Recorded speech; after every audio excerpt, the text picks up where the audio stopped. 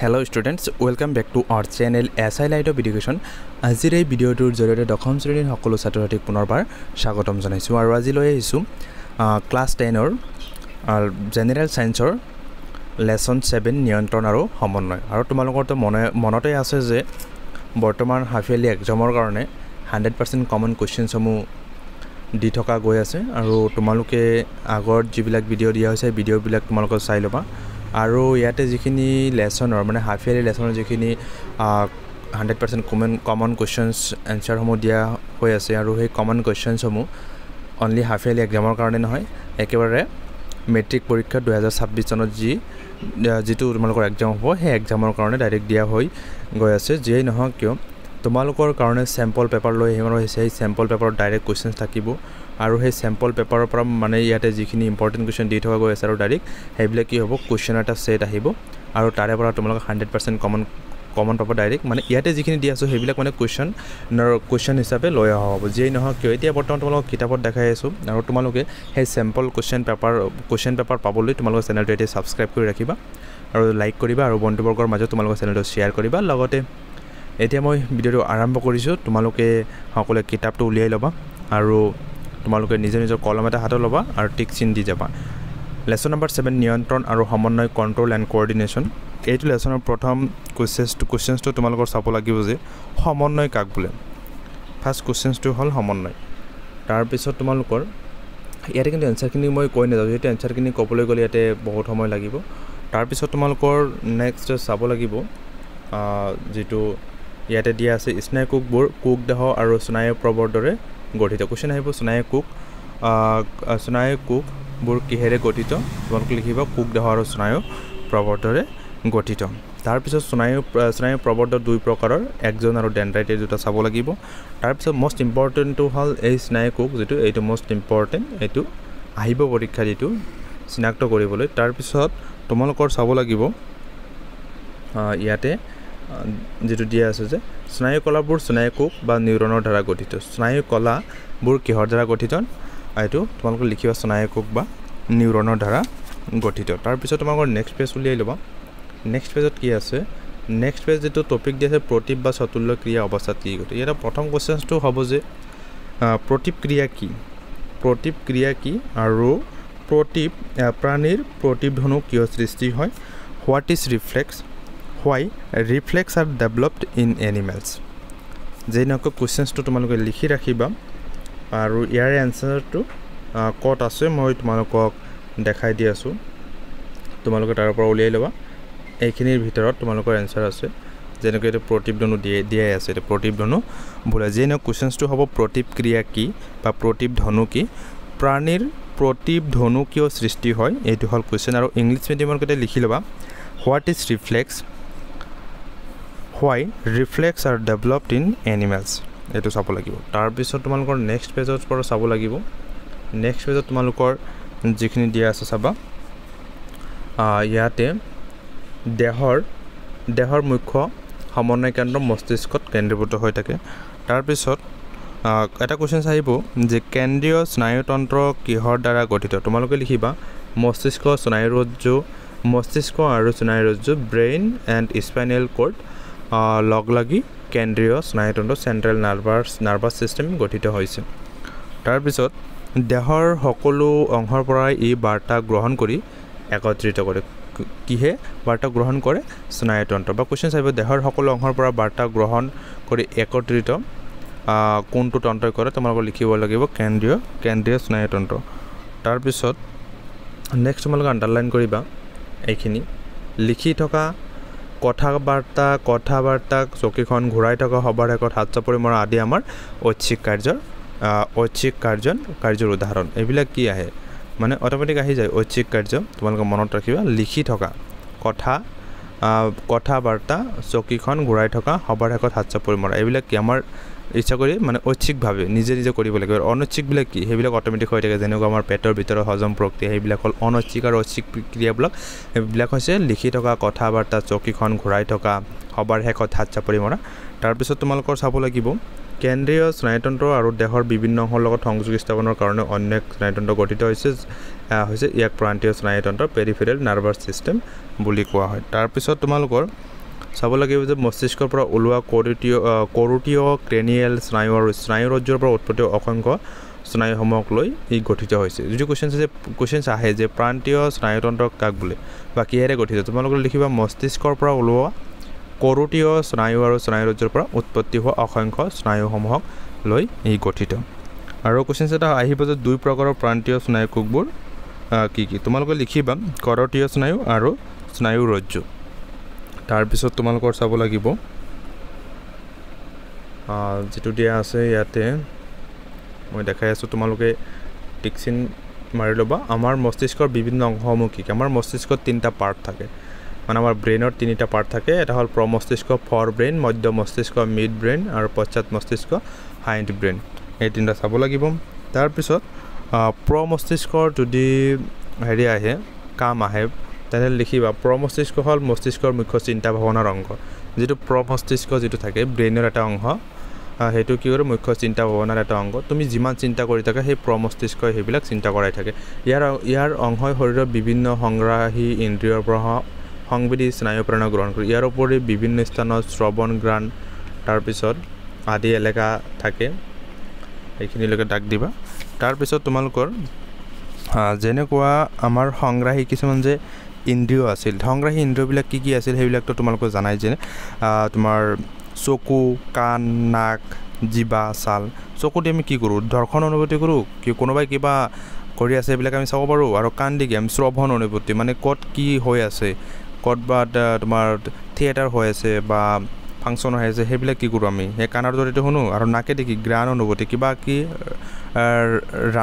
ৰান্ধি থকা অৱস্থাত এই চব্জিবিলাক যদি ৰান্ধে তেতিয়া চেণ্ট এটা ওলায় সেইবিলাক মানে এটা গ্ৰাণ আহে গ্ৰাণবিলাক আমি অনুভূতি কৰোঁ তাৰপিছত জিভা দেখি স্বাদ অনুভূতি কৰোঁ যেতিয়া তোমালোকে বনোৱা চাহ বনোৱাৰ সময়ত যে চেনি হৈছে নে নাই চাহপাত হৈছে নে নাই সেইটো কি কৰোঁ জিভাৰ সহায়ত তাৰপিছত ছালৰ সহায়ত কি স্পৰ্শ অনুভূতি কৰোঁ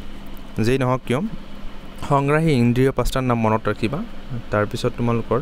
নেক্সট তোমালোকৰ এই যিটো ব্ৰেইন এই ব্ৰেইনৰ পৰা কিন্তু বহুত ধৰণৰ কুৱেশ্যনছ আহিব মই এক্সট্ৰা এটা ভিডিঅ' লৈ আহিম দিয়া এইটো কাৰণে যেনেকৈ ইয়াতে তিনিটা পাৰ্ট পাইছিলা প্ৰমস্তিষ্ক মধ্য মস্তিষ্ক আৰু তোমাৰ পশ্চাৎ মস্তিষ্ক এইকেইটাৰো কি আছে আৰু বহুতকেইটা পাৰ্ট আছে যেই নহওক ইয়াতে যিকেইটা পাৰ্ট দিয়া আছে যে ওপৰত দিয়া আছে চেৰিব্ৰামৰ কুৱেশ্যনছ আহিব যে চেৰিব্ৰামৰ মস্তিষ্কত থকা চেৰিব্ৰামৰ অৱস্থান ক'ত তোমালোকে লিখিব লাগিব কাৰ্য লিখিব লাগিব চেম তেনেকুৱাকৈ কৰোটি আছে মধ্য মস্তিষ্ক আছে স্নায়ুৰজ্জু আছে পঞ্চ মেডুলা চেৰিবেলাম পশ্চাৎ মস্তিষ্ক এইবিলাক পশ্চাৎ মস্তিষ্ক পিটুইটাৰী গ্ৰন্থি হাইপথেলামাছ প্ৰমস্তিষ্ক স্নায়ুৰজ্জু মধ্য মস্তিষ্ক কৰোটি এই সকলোকেইটাৰ কি আছে তোমাৰ অৱস্থান আছে আৰু লগতে এইবিলাকৰ এটা কাৰ্য আছে সেই কাৰ্যবিলাক তোমালোকে এই যিখিনি টপিক ইয়াতে দিয়া আছে এইবিলাকৰ পৰা তোমালোকে উলিয়াই ল'বা যেই নকওঁ যদি তোমালোকৰ লাগে তেতিয়াহ'লে কমেণ্ট ছেকশ্যনত মোক কমেণ্ট কৰি জনাবা মই তোমালোকক নেক্সট ভিডিঅ'ৰ জৰিয়তে ইমিডিয়েটলি মই তোমালোকক এই মস্তিষ্কৰ কথাখিনি মই বুজাই দিম যেই নহওক তাৰপিছত তোমালোকৰ নেক্সট আৰু এটা পাৰ্ট মই দেখাই দিছোঁ যে ইয়াতে আহাৰ দেখিলে আমাৰ লালতি ওলায় হয় না হৃদয়স্পন্দনৰ কথা নাভাবিলেও ইয়াৰ স্পন্দন হৈ থাকে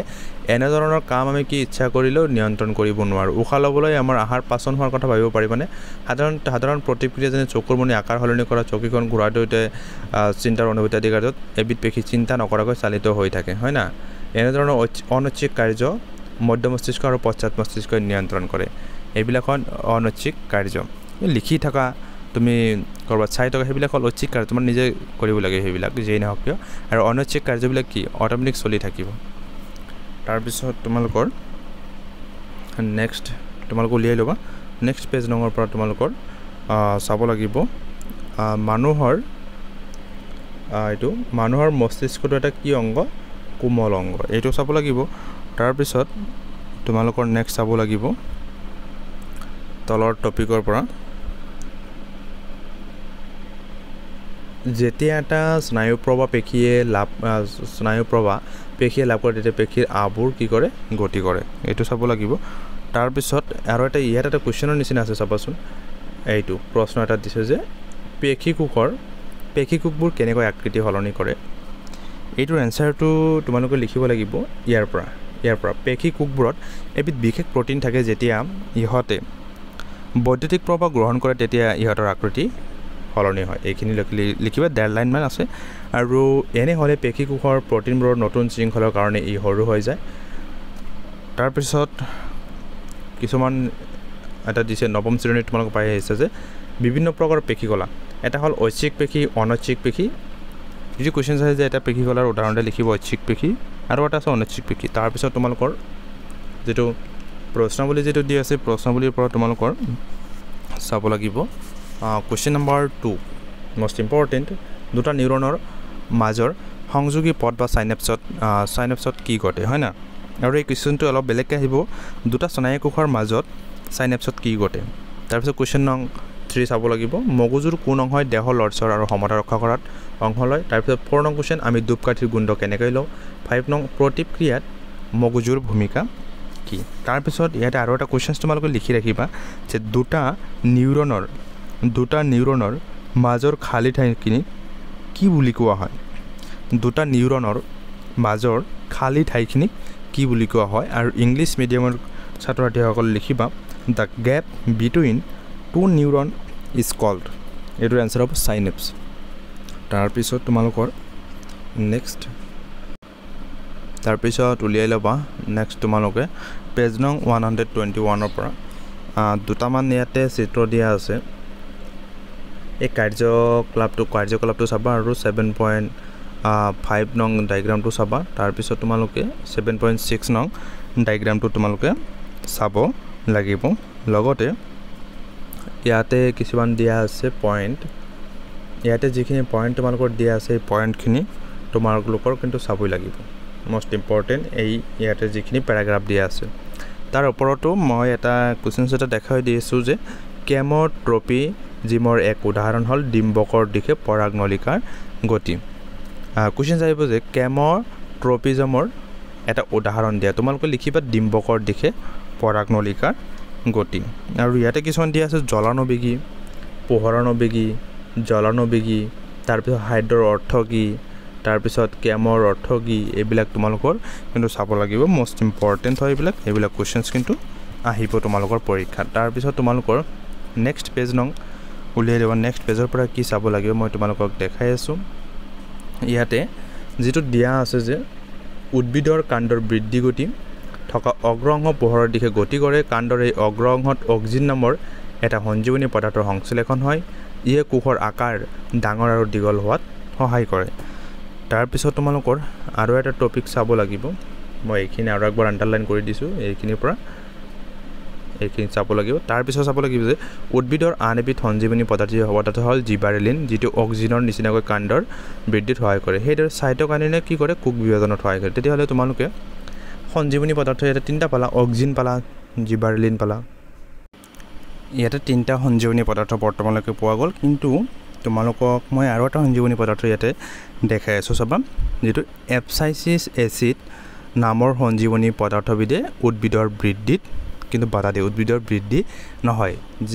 যদি এপচাইচিছ এচিডটো যদি উদ্ভিদত বেছি হয় তেতিয়াহ'লে কি সেই উদ্ভিদজোপা বৃদ্ধি নহ'ব এইবিধ সঞ্জীৱনী পদাৰ্থৰ প্ৰভাৱে গছৰ পাত সৰি পৰে আৰু গছৰ পাতবিলাক যে সৰি পৰে কিহৰ কাৰণে এই এপচাইচিছ এচিড বৃদ্ধি হোৱাৰ কাৰণে কিন্তু এটা কুৱেশ্যন আহিব যে উদ্ভিদৰ কুৱেশ্যনটো লিখি ল'বা উদ্ভিদৰ দেহ বৃদ্ধিকাৰক দুবিধ হৰমনৰ নাম লিখা আৰু সেইকেইটাৰ সঠিক কাৰ্য উল্লেখ কৰা যেনেকুৱা কুৱেশ্যনটো আৰু একবাৰ কৈছোঁ উদ্ভিদৰ দেহ বৃদ্ধিকাৰক দুবিধ হৰমনৰ নাম লিখা আৰু সেইকেইটাৰ সঠিক কাৰ্য উল্লেখ কৰা যেনেকুৱা কি অক্সিন আছে জিবাৰেলিন আছে অক্সিনে কি কৰে জিবাৰেলিনে কি কৰে এই দুটা কাৰ্য দুটা লিখি দিবা তাৰপিছত তোমালোকৰ যিটো প্ৰশ্নাৱলীৰ পৰা তোমালোকে চাব লাগিব ইয়াৰ পৰা কুৱেশ্যন নম্বৰ 1 উদ্ভিদৰ সঞ্জীৱনী পদাৰ্থবিলাক কি কি 4টামান পাইছা 4টামান লিখি দিলেই হ'ব তাৰপিছত কুৱেশ্যন নম্বৰ 3 নং চাব লাগিব উদ্ভিদৰ বৃদ্ধিত অৰিহণা যোগোৱা এবিধ সঞ্জীৱনী পদাৰ্থৰ উদাহৰণ দিয়া তাৰপিছত 4 নং কুৱেশ্যন চাব লাগিব কোনো এক আধাৰত চাৰিওপাশে আকৰ্ষৰ বৃদ্ধিত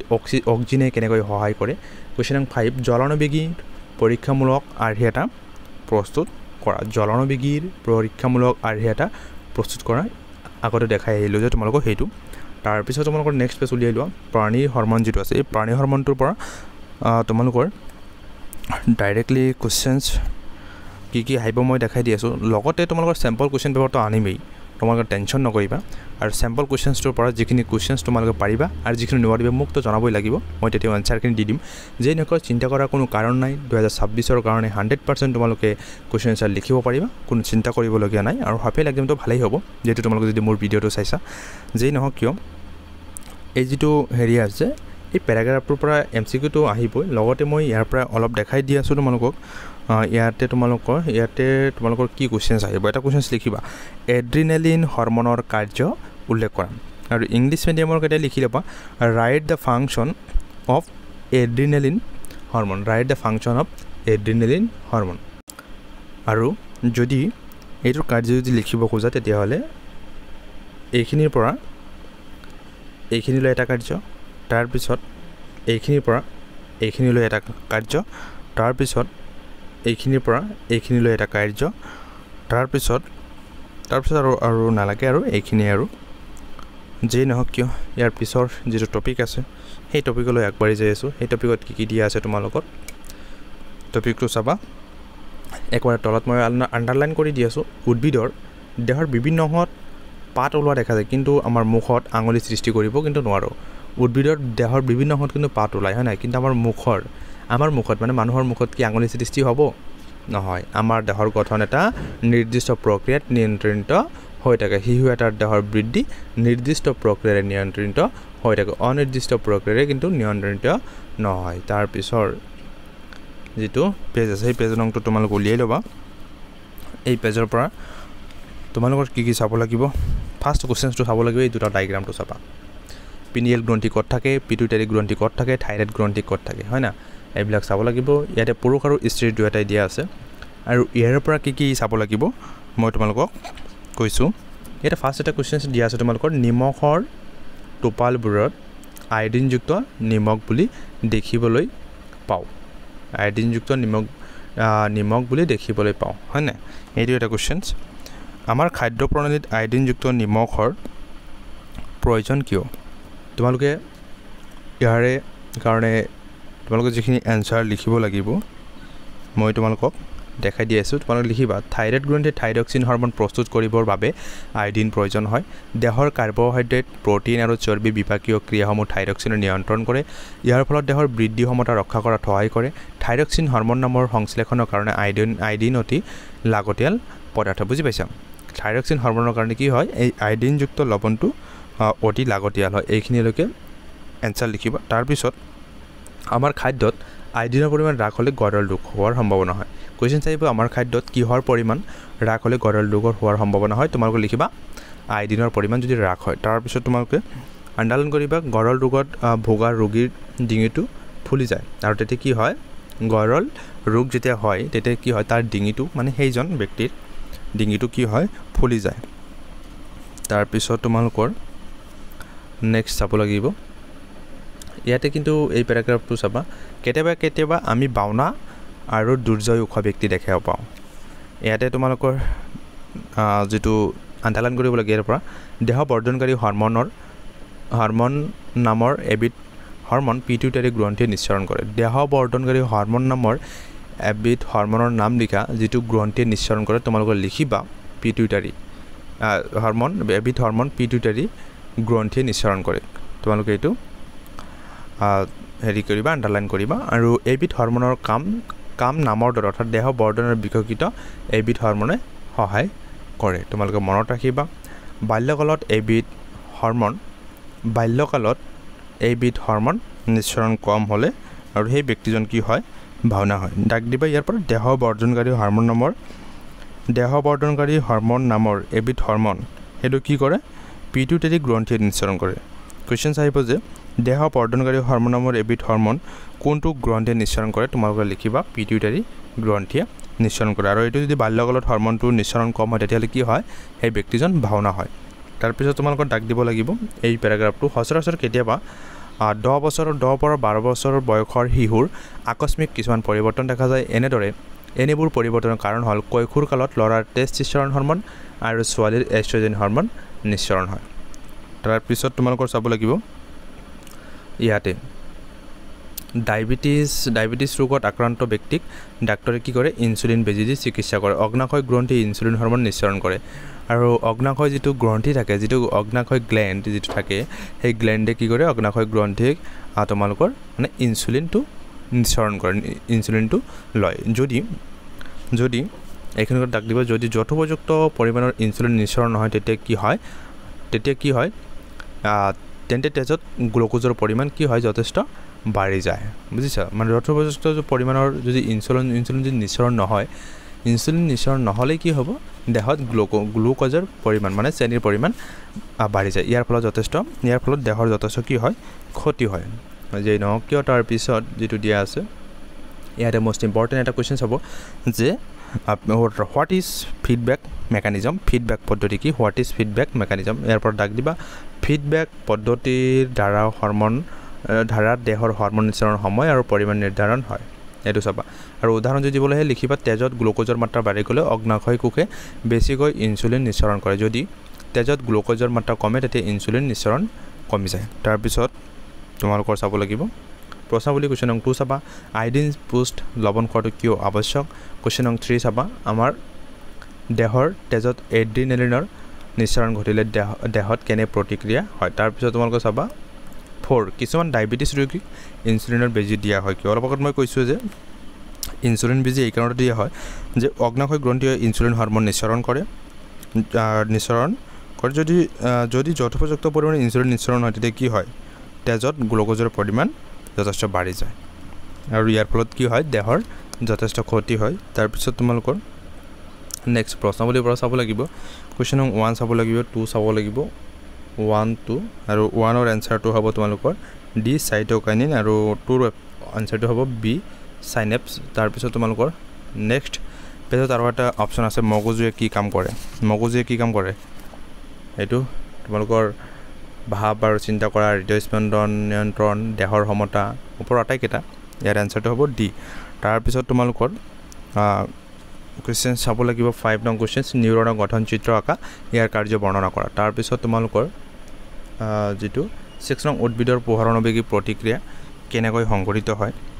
তাৰ পিছত তোমালোকৰ চাব লাগিব স্নায়ুৰজ্জুত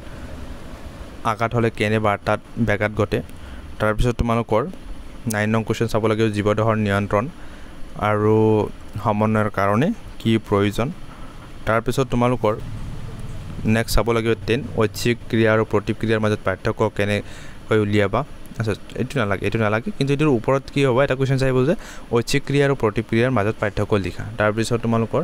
12 নীলাজীৱনৰ পাতৰ চলনৰ লগত আমাৰ ভৰিৰ চলনৰ আচৰণৰ মাজত পাৰ্থক্য কি এইটো তোমালোকৰ চাব লাগিব যে নহক এই লেসনছৰ যিখিনি কোৱেশ্চনছ দিছো একেবাৰে মেট্ৰিক পৰীক্ষাক লগি দিছো যে নহক অতি সোনকালে গৰমৰ বন্ধৰ পিছতেই গৰমৰ বন্ধৰ এসপ্তাহ পিছতেই তোমালোকৰ স্যাম্পল পেপাৰ আহি আছে হাফ ইয়াৰলি এক্সামৰ কাৰণে তোমালোকৰ চিন্তা কৰিবলগীয়া কোনো কথা নাই অকল হাফ ইয়াৰলি নহয় হাফ ইয়াৰলি এনুৱেলি আৰু মেট্ৰিক পৰীক্ষাক লগি আৰু তোমালোকক এইবাৰ 100% কমন কোৱেশ্চনছ এনসাৰ সমূহ দিম আৰু তোমালোকক আমাৰ ফালৰ পৰা এটা কথা থাকিব সেই এনসাৰখিনি কিন্তু তোমালোকৰ 100% লিখিব লাগিব যেই নহক কিয় তোমালোকক ভিডিওটোৰ শেষত আৰু এটা কথা কৈছো একবাৰ ৰিমাইন্ডাৰ কৰি দিছো মনত কৰি দিছো তোমালোকে চেনেলটো সাবস্ক্ৰাইব কৰিবলৈ নাপাহৰিবা এইখিনিতে মই ভিডিওটো সমাপ্ত কৰিলো thank you SI light of education thank you watching the video